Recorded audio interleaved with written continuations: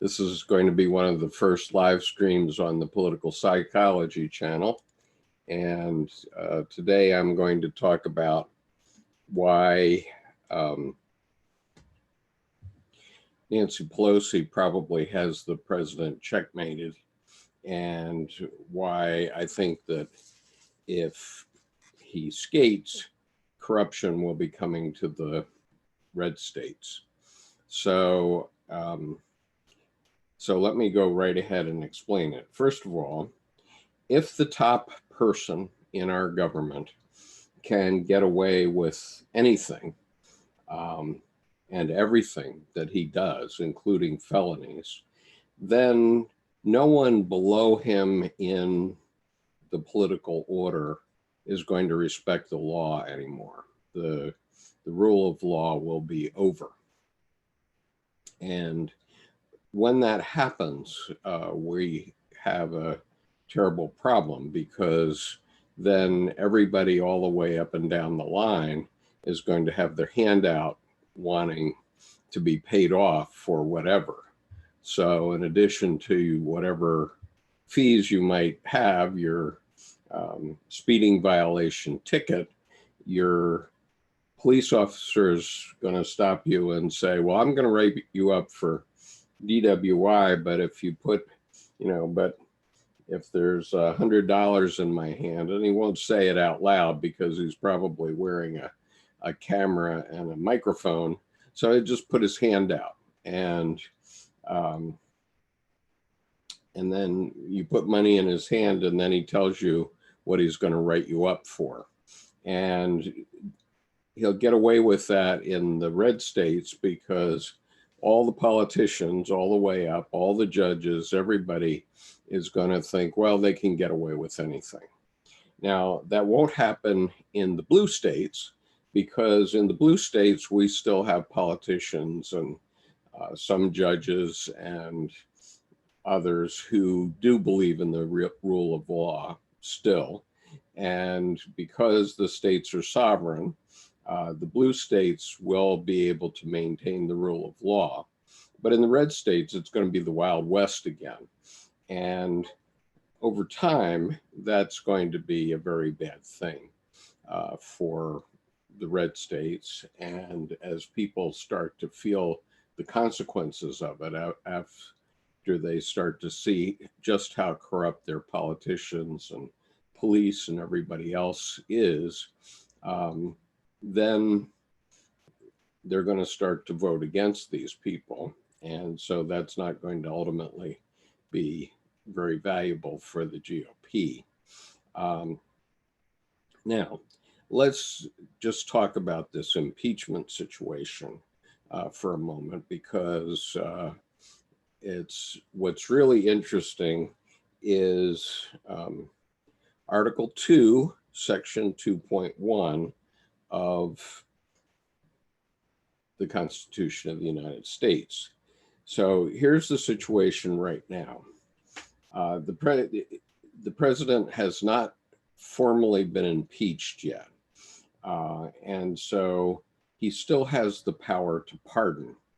And he couldn't pardon himself for his crimes while in office, because if he did that, that would be just a bridge too far, even for the GOP, I presume. But, arguably he could try to do that. But I think that would cause quite an uproar. But as soon as the Congress has voted to impeach, then there's no question that there is a case of impeachment pending.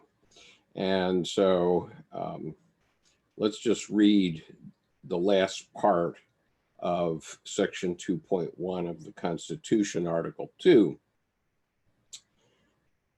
So, referring to the president,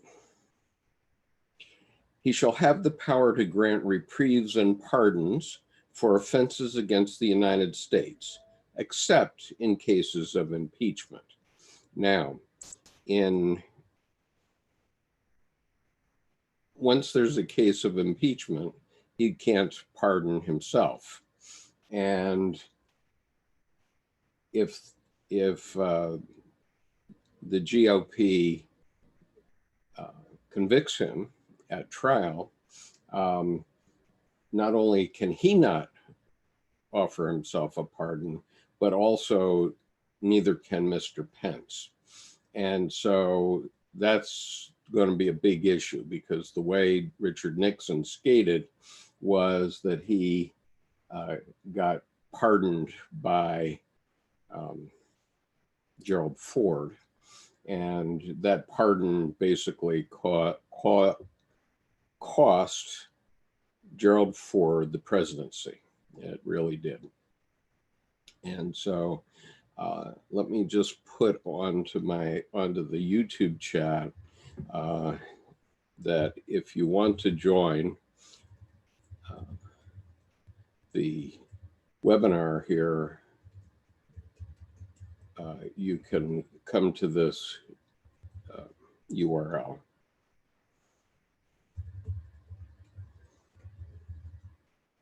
And you can talk to me directly, but of course you'll have to be identifying yourself. And so a lot of folks probably don't want to take a public position, but if you want to join this conversation, by all means, please do. You're invited to do that. And but okay, so let's think it through. So once the Congress, let's say before Christmas, votes to impeach the president, then President Trump can no longer impeach himself, or I'm sorry, can no longer pardon himself. And he probably can't pardon himself now, because if he does so, that would probably inflame a lot of people in the country. But let's suppose that he doesn't do that, and he just decides he's going to ride out the impeachment, which is what he seems to think he's going to do now. So what will happen is that once the Congress has voted to impeach, then we have a case of impeachment. So now, according to this Section 2.1 of the Constitution, the president shall have powers to grant reprieves and pardons for offenses against the United States, except in cases of impeachment.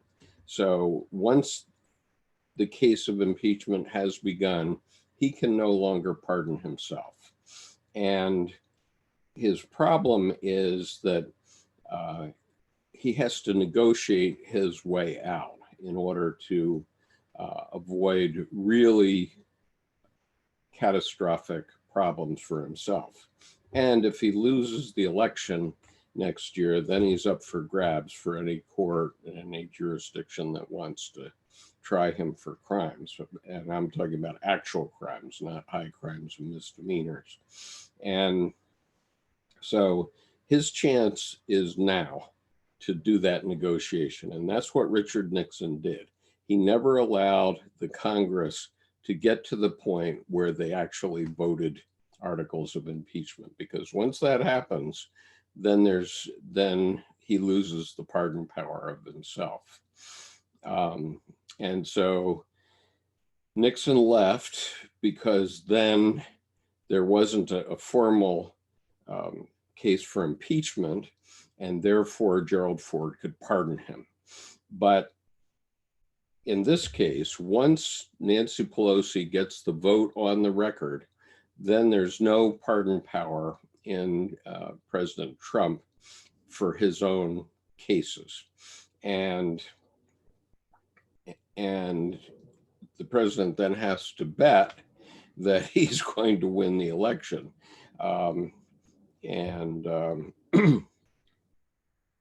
And I don't think he's going to do that. But in any case,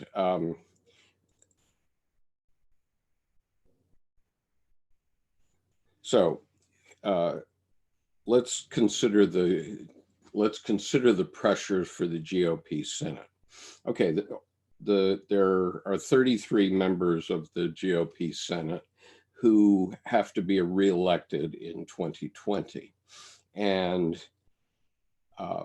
they have to be worried about what the president will do in the next 12 months and in, between now and the election. Because if they vote to just shut out the impeachment, which arguably they could do, that's what they're making, that's what they consistently make sounds that they will do, then anything that this President Trump does in the next 12 months is going to be attributed to them. And certainly he's been doing enough things because right now they can say, oh, that's just Trump being Trump. But once they've bought him, then they've bought an albatross. He's going to hang around their neck at least for the next 12 months.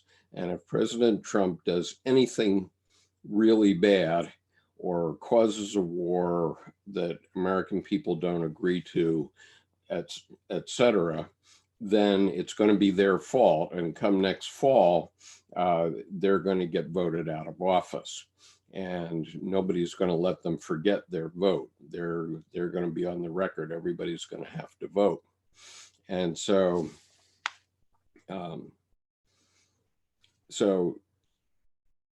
if they remove the president, on the other hand, then they still have the presidency because Vice President Pence will become the president if they do it now, before anybody starts talking about removing Vice President Pence for his own activities in these nefarious deeds they've all done.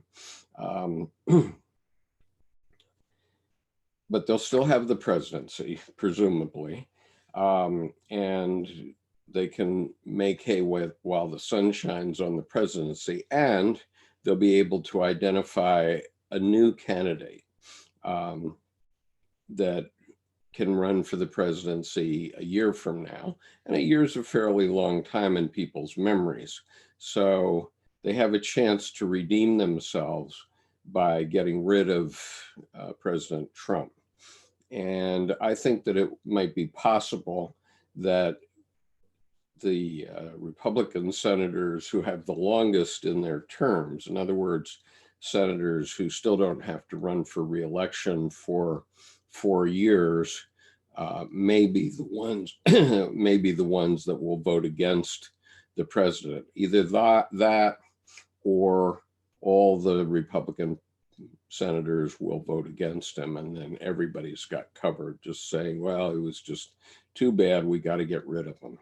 And so then they have the presidency, and they have the chance to have a new candidate out there and rewrite the story. But if they don't remove him from office, number one, they've got the albatross around their neck.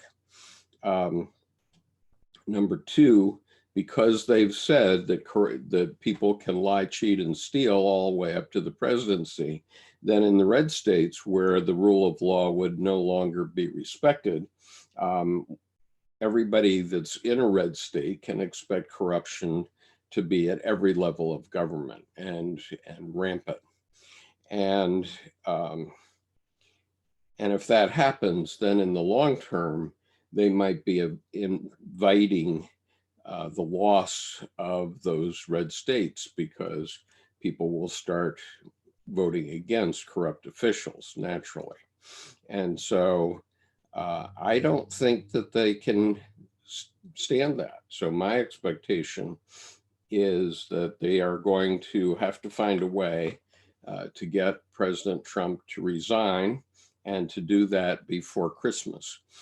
Because if they have to vote and they have to go on the record, then they're going to have to take responsibility for that. And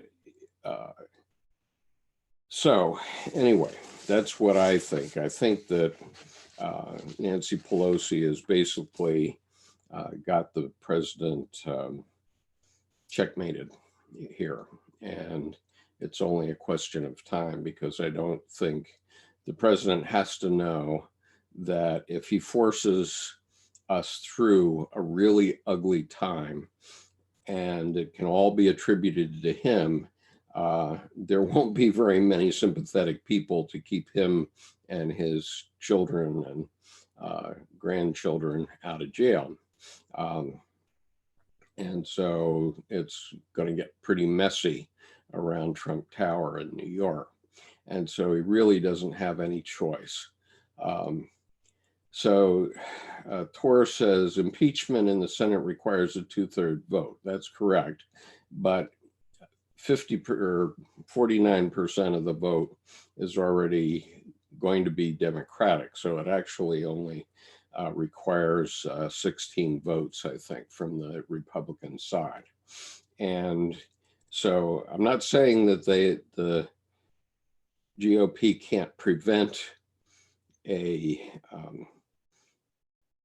impeachment. Yes, they can. They can say, okay, whatever you did, that's okay. The problem with that is it just invites corruption at every level of government in the red states, because the blue states still believe in the rule of law. And it's only the red states and these GOP senators and GOP people who think it's okay to commit felonies in the highest office in the land. And if you can cheat, lie, cheat, and steal at the top of the ticket, you can do it all the way down. So that means that if they vote to protect this president, they're inviting the collapse of the rule of law in their communities.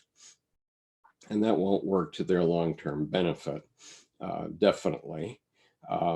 And, you know, it simply means that whatever this president does for the next 12 months until election time is their responsibility. So if the GOP senators all vote to protect this president, then whatever he does, and God knows every morning we wake up and hear something else outlandish that this man has done, whatever he does is going to be their direct responsibility, and they won't be able to duck it.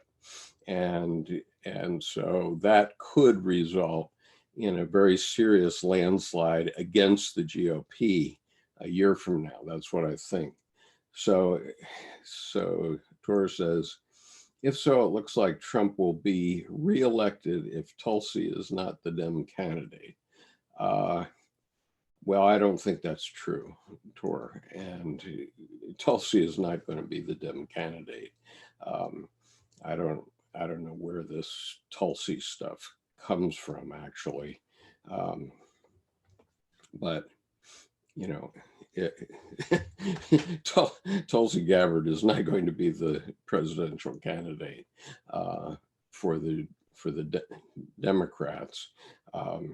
And she might become a third party candidate, but even that is not going to make a lot of difference this time around, I think. I mean, Jill Stein ran as a third party candidate in 2016, and although she got some votes, you know, Hillary still beat Trump in the popular vote by very big margins. And in the case of the Democrats, I think they've been burned once with the Electoral College, and they know what they have to do to make sure to keep the Electoral College in their side of the equation. So that's my opinion on this, for what it's worth. Now, what I want to do is I want to talk also about the fact that the GOP is somehow convinced a lot of folks in the red states that you know, that they're the good guys. And what those people don't understand, and lots of them were foreclosed in their homes, just as I was foreclosed in my home. But what they don't understand is that it's not the deep state is not government workers. The deep state is the Wall Street investment bankers who have been manipulating the economy. And it so happens that I did a very personal, up close and personal research into this because I was fighting lawsuit single-handedly for 9 years. And I took my case to the Court of Appeals of Maryland 5 times and to the US Supreme Court once. And what that convinced me of is that the courts of Maryland are totally in the pocket of the big banks, and they won't even listen to average citizens. They never gave me the opportunity to go before a trier of fact. And even though I had proven that the people who were suing me for my home didn't own my home at the time that they did that. And the court simply let them change the facts.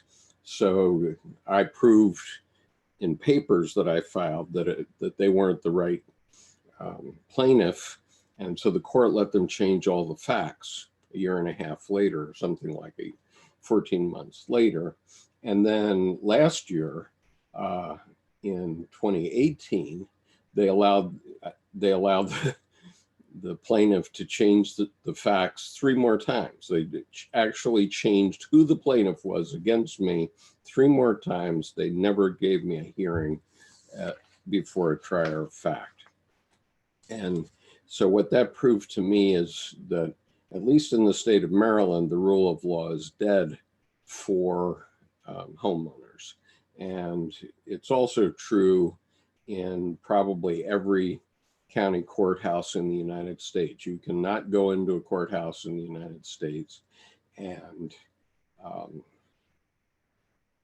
find out who owns a piece of property anymore, because that's been cut off from the paper records. And so there's no way to tell. And it allows Wall Street to just keep all this stuff up in little green electrons in Wall Street. And if they want to make a copy of a mortgage and sell it twice, they can do it. If they want to sell it 100 times, they can do it. And nobody can check. There's no connections anymore. And so the rule of law is just dead for homeowners. So I wrote an article about this some time ago. I'm going to put a link to the article in the description of this video so you can look at it. And I also did a documentary about my lawsuit in 2015, although it says the video was done in 2019. Actually, it was done in October of 2015. And it was after the banks had already allowed the plaintiff to be changed once. But since those videos were made, the court allowed the plaintiff to change 3 more times. And that just proved to me that there's no rule of law for homeowners in Maryland. So I'm going to read a part of my essay which explains why this is an issue. Okay. Tyranny we can recognize, and today it comes in blue pinstripes and is headquartered on Wall Street. There, venal investment bankers concoct the most convoluted schemes to separate the rest of us from our life savings. Since 2008, they have pulled off the biggest public theft in the history of history. One of their number, Henry Paulson, who was Secretary of the Treasury under President George W. Bush, persuaded the Congress to give him overwhelming authority to save his too-big-to-fail colleagues from financial collapse. On one notorious evening, he gave 9 banks $25 billion each on the strength of a single piece of paper signed by each chairman. That was $225 billion given to 9 banks on 9 separate pieces of paper. The audacity of it boggles the mind, and was intended to do so.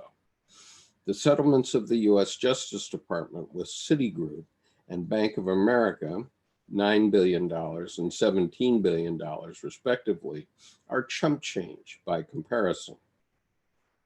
Records are not. They are only being accepted to give us the illusion that something has been done about Wall Street abuses. What happened to the rest of us is part of the point. The banks had no losses from our mortgages. Their risks were covered by mortgage insurance and credit default swaps. So when mortgages went bad because the economy collapsed from profligate risk taking by Wall Street, they were all right. It is a fundamental principle of the law that if you have no damages, you cannot recover in a lawsuit. This principle was famously explored in Leon Uris's best-selling novel, QB7. If our politicians were really looking out for the people of the United States, they would have remembered that doctrine and saved average citizens from the loss of their life savings. But that is not what they did. Instead, they allowed the banking community to exploit the situation. When Americans lost their jobs and ability to pay on their mortgages, our politicians allowed them to foreclose, thereby harvesting the life savings of many millions of Americans. Did you ever wonder why the banks could stay profitable and pay their officers $100 million annual bonuses? This is why. They were getting paid double on our mortgages. Their losses in the 2008 financial crash were covered almost immediately by President Bush's bailout with the so-called TARP program, adding over $700 billion to our national debt. We, the American people, and our children will be paying for that bailout for decades. Then the bankers blamed the catastrophe on individual Americans who had no way of knowing that the bankers had added risk on risk to the financial system for at least 2 decades, until finally it could not support the weight. When Americans lost their jobs and their cash flow, they felt it was their fault they could not pay, and they turned over their homes to the banks. What a scam. I can just imagine the conversations they've had on Wall Street. Wow, that was profitable. How long do we have to wait before we can do it again? That's the point. If we don't wake up and do something about it, the venal bankers who have foisted this abominable fraud on the American people will do it again to our children.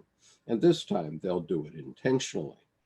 This attitude was summed up by a 1%er who I happened to be standing next to at a conference on September 15th, 2008, the day the collapse of the financial system became undeniable. We had been watching the sobering news on television, and he said to one of his friends, "It was silly of us to have a financial crash in the middle of a presidential campaign. I guess next time they'll do it with better planning."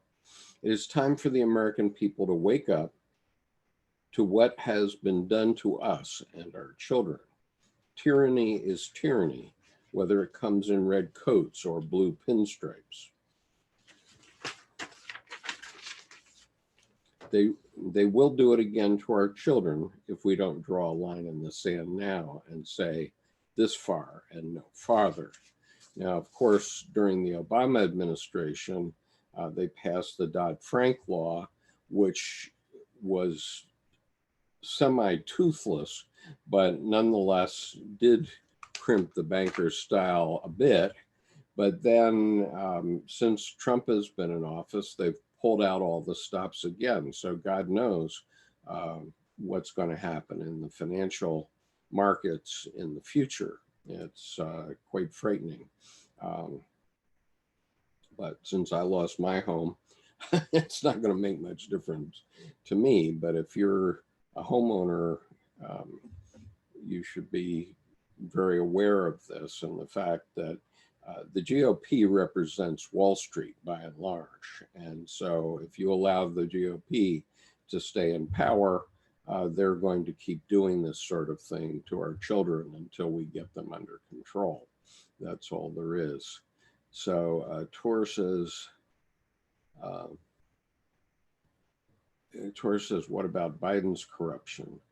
Well, I have no idea about Biden's corruption.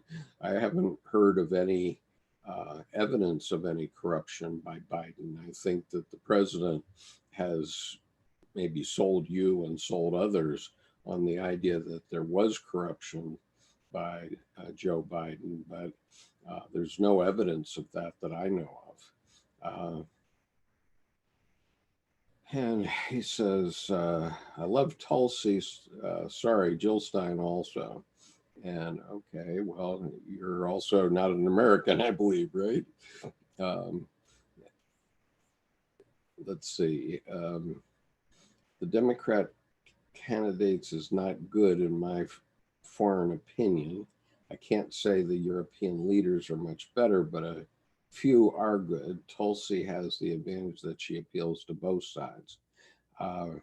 Well, I really don't see how she much appeals to either side in all her debate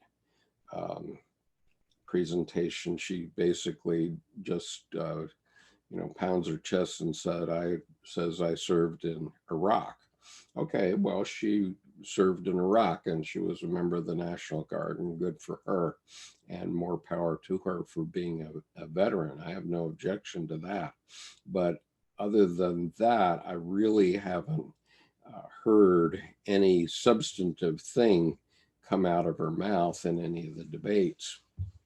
And, she's an attractive woman, but that's not going to get you into the presidency. And, I can't say what she may be doing behind the scenes, and she may be part of some scheme to split the Democratic Party by running a third-party campaign. That could happen.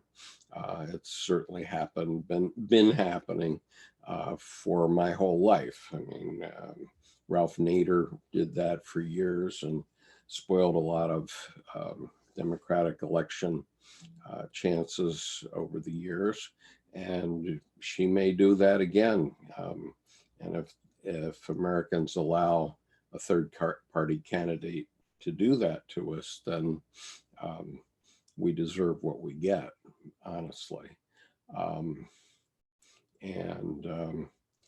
So, Tor, why don't you think Democratic candidates are good? You think what Trump is doing, breaking up the NATO and so on, is good? If the U.S. isn't there as the hammer behind NATO, what is going to happen in Norway? It's a big question. During 10 years of my career in the U.S. Marine Corps Reserve, it was the duty of my division to defend Norway. And, he doesn't want to defend Norway. So I don't see how you think that a GOP president, or especially this GOP president, is a good idea for your country. I think, if I'm not mistaken, I recall you're Norwegian, and so how are you defended if NATO is broken up? I don't see how that's good for Europeans, it's quite obvious that Vladimir Putin will come in and take over territory that he considers Russia has lost over the last 30 years, it's 30 years, or no. Yeah, it's 30 years now since since the Soviet Union collapsed. And obviously during the Soviet Union time, various Baltic states and Crimea were all part of Russia, as was Ukraine, but they were able to get their independence. Georgia also, and Belarus also were all part of the Soviet Union, and Putin would like to get those back. And, uh, if we're not conscious of it, and if we don't fight back, then one of the places he may come is Norway, because honestly, the Baltic states were part of the Soviet Union before the collapse of the USSR in 1989 or 1991, I guess, when it finally collapsed. And he's going to come back and go for those, and then you're on his doorstep. So how are you defended? I don't get that. I mean, that's an interesting point that you make, but Jiminy, I really don't see that. So anyway, there are a lot of issues that I've been talking about tonight, but the one that I want to emphasize is that today is the day that Nancy Pelosi, in the morning, it's December the 5th, 2019, and at 9 o'clock this morning, Nancy Pelosi said that the Congress is going to go ahead with impeachment formally, which means there will be an impeachment vote in the House of Representatives.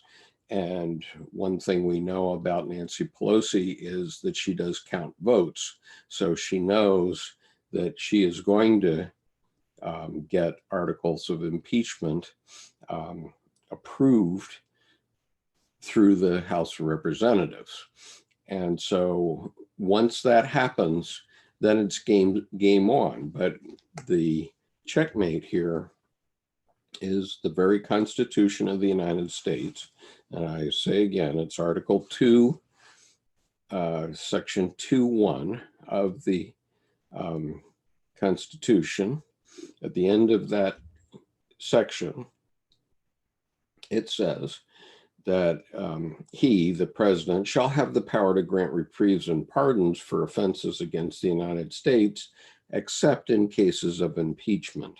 So once the case of impeachment has begun and it formally, articles of impeachment have been voted, so that means before Christmas, the president's going to have no power to pardon on himself anyway. And if he were ever convicted in the Senate, then even President Pence, Mike Pence, wouldn't have the power to pardon or reprieve him either. And so that means that at some point in the future, the President Trump can be tried and convicted for crimes that he's committed while he's been in office. So his one strength in negotiation is to negotiate the best exit he can do now before the Congress votes on impeachment, because once they voted on impeachment, then the pardon power goes away, and it goes away for him. And I grant you that the Republican Party may choose to keep him in office, but if they do, once again, I say that over the next year, then, if they keep him in office, then he's an albatross hanging around their neck. And if he does anything that's inappropriate, it's going to be their fault. And they will get blamed for it for the next year. And that's a big thing, because he's been doing a lot of strange things while he's been in office. And so any Republican senator who votes to keep him in office is going to be responsible for whatever happens. And as I said, if they do that, then they've just said to all the politicians all the way down the line in their states, corruption is okay. You can be corrupt and nobody's going to hold your feet to the fire or send you to jail for bribery or any other such thing. And so you've just invited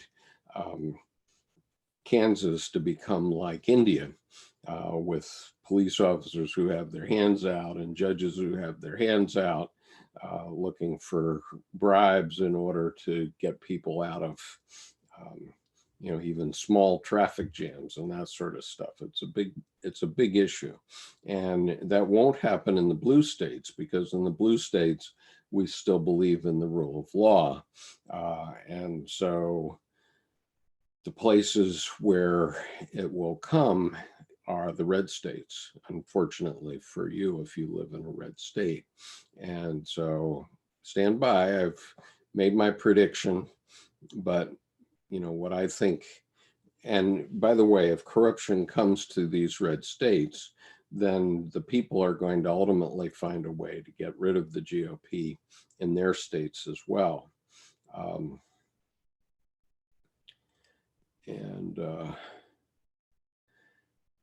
Okay, so Tor's talking about Tulsi, I guess, still. And he says that she believes that no more foreign wars is the substance of what she wants. And she'll run as a third-party candidate. Well, she may run as a third-party candidate, but I don't think that's going to amount to anything. I mean, third-party candidates have taken 3 to 5% of the electorate for the last 50 or 60 years.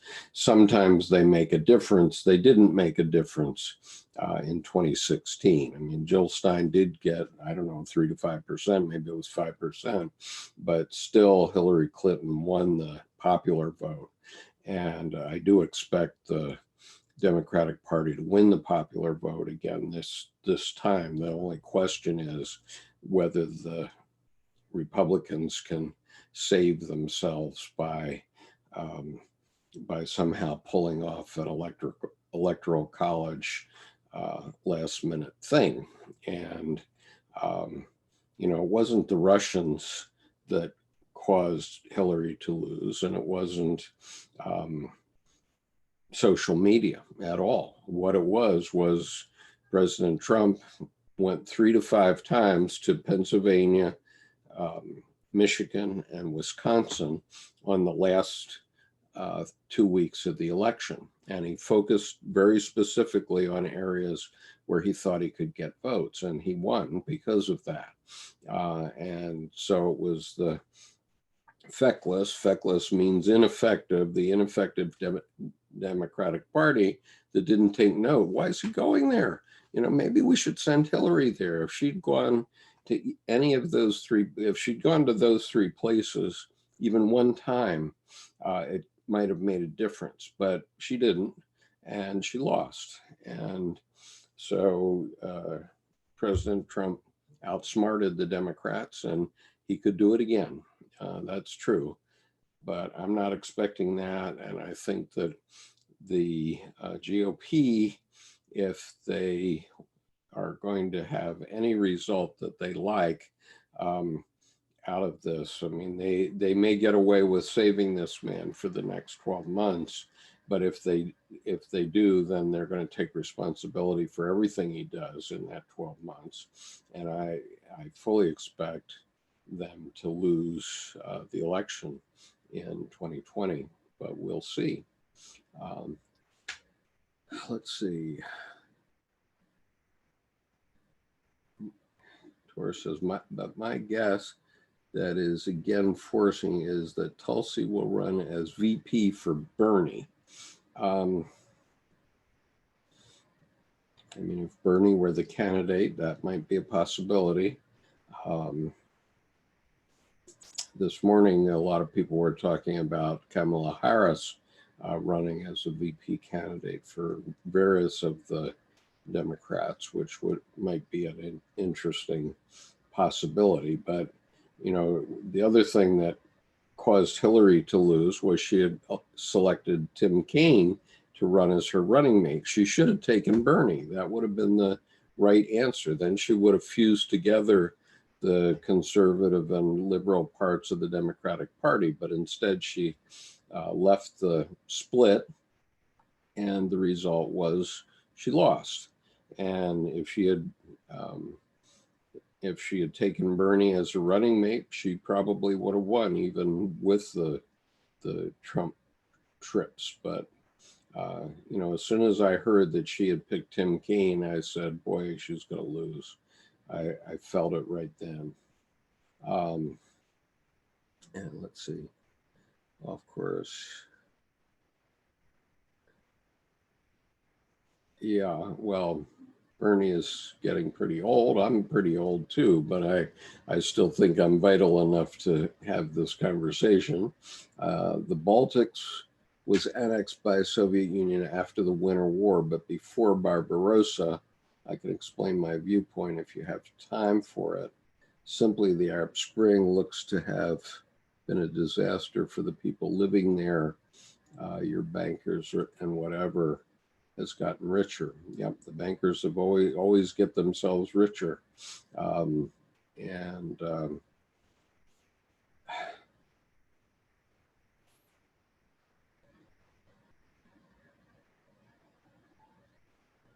so Tulsi always speaks about the war she served in, not unlike me. Well, that's true. I mean, she's always talking about the war she served in, and that's where our experiences are.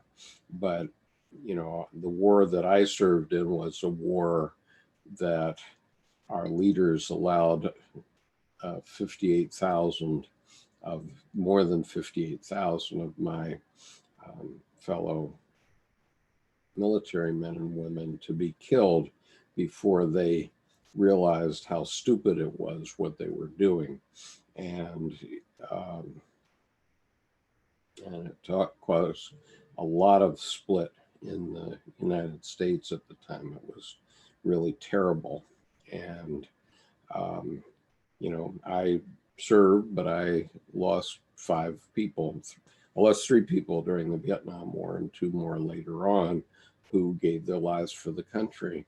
And for what? What happened is as soon as the war got over and we left, then Vietnam became a commercial country, and it's every bit as active as any other capitalist country now. And all the major U.S. industries and Amazon and all those people are all in Vietnam now, even though we lost the war. So what was it for? That's a big question. And so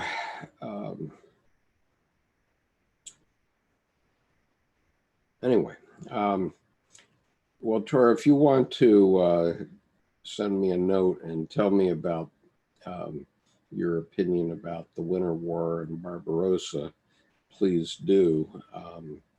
And I'll be happy to listen to it. If you want to write me an email, maybe we can discuss it on another occasion, or we can even discuss it on a webinar format with you as a panelist if you want.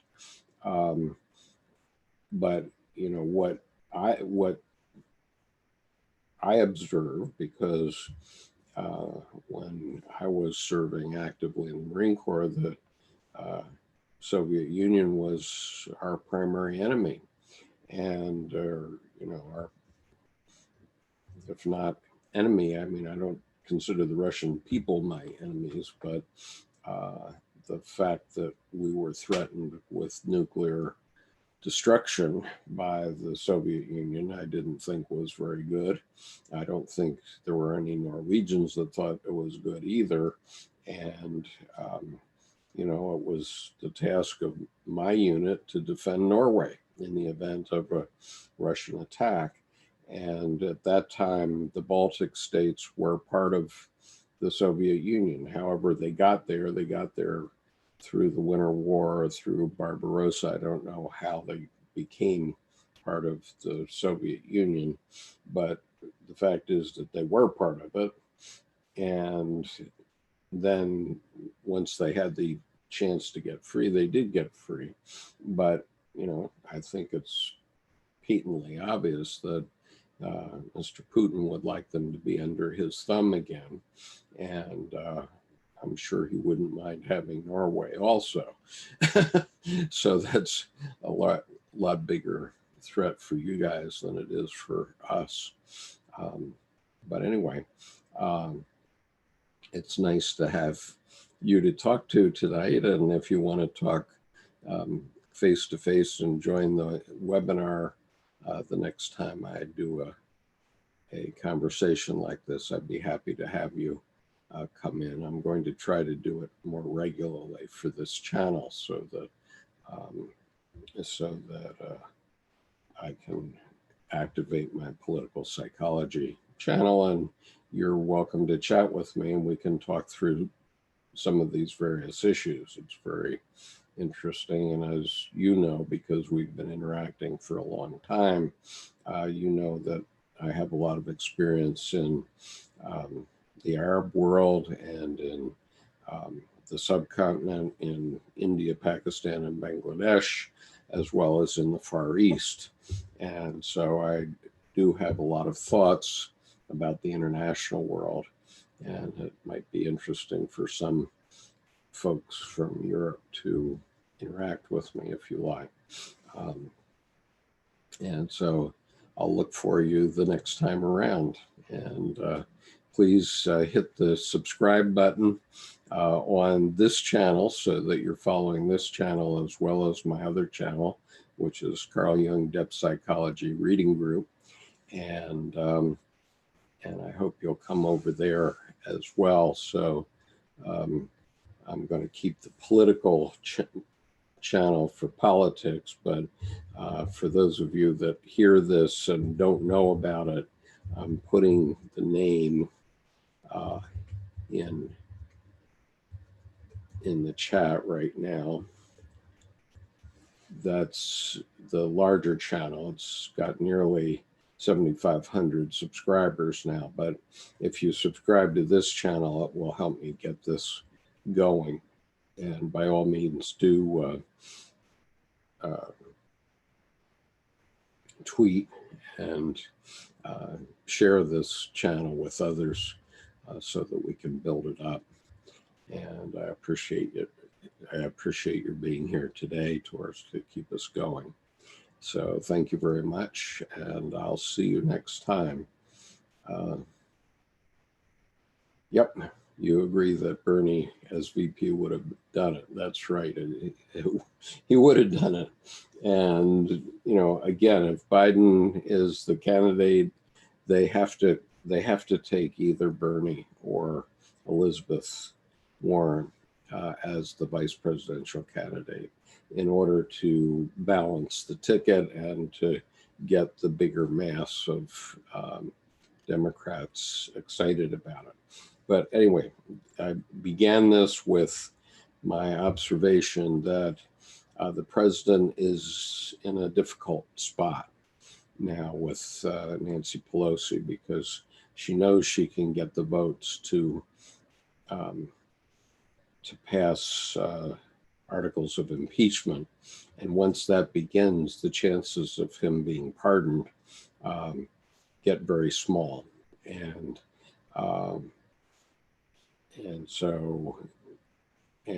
then if he does anything that is not good, it's going to get blamed on every GOP senator that votes to protect him.